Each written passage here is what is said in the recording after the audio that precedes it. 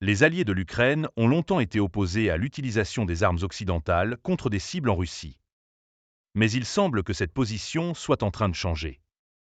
L'armée russe continue ses attaques incessantes avec des drones, des missiles et d'autres armes en Ukraine. Dans l'Est, elle avance alors que les soldats ukrainiens attendent les armes promises. La situation est difficile alors que de plus en plus on se demande, l'Ukraine doit-elle utiliser les armes occidentales pour attaquer des cibles en Russie? Le secrétaire britannique aux Affaires étrangères, David Cameron, a été le premier à en parler. Soyons clairs, la Russie a attaqué l'Ukraine et l'Ukraine a le droit absolu de riposter, a déclaré Cameron. Avec la Russie attaquant des cibles en Ukraine, il est compréhensible que l'Ukraine voit la nécessité de se défendre, c'est-à-dire de chasser les Russes du pays et d'avoir la capacité de se battre. Cameron ne s'oppose pas à ce que les Ukrainiens décident eux-mêmes de l'utilisation des armes britanniques. Plutôt, la ministre des Affaires étrangères de Lettonie avait déclaré que l'Ukraine avait tout à fait le droit d'attaquer le territoire russe. Jusqu'à présent, de telles déclarations n'étaient pas entendues, du moins pas publiquement.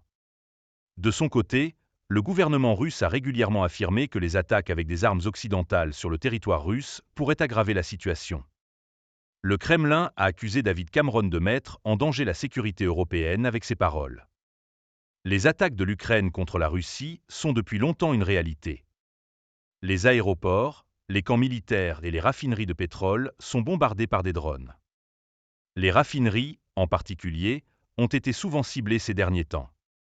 Les experts militaires pensent que si l'Ukraine continue ses attaques par drone, la Russie pourrait connaître une pénurie d'essence dès cet été.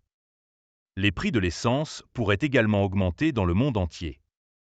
C'est peut-être l'une des raisons pour lesquelles le gouvernement américain a récemment fait pression sur le président ukrainien Zelensky pour qu'il arrête de frapper une raffinerie en Russie.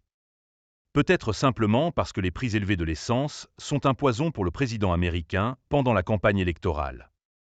Mais Zelensky ne voit pas d'autre alternative pour affaiblir la Russie.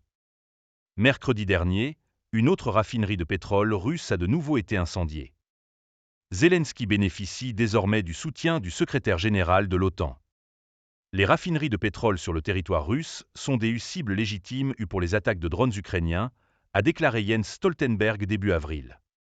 Les politiciens occidentaux et les responsables militaires soutiennent depuis longtemps secrètement ces attaques sur le sol russe. Maintenant, de plus en plus d'entre eux rendent publique cette position.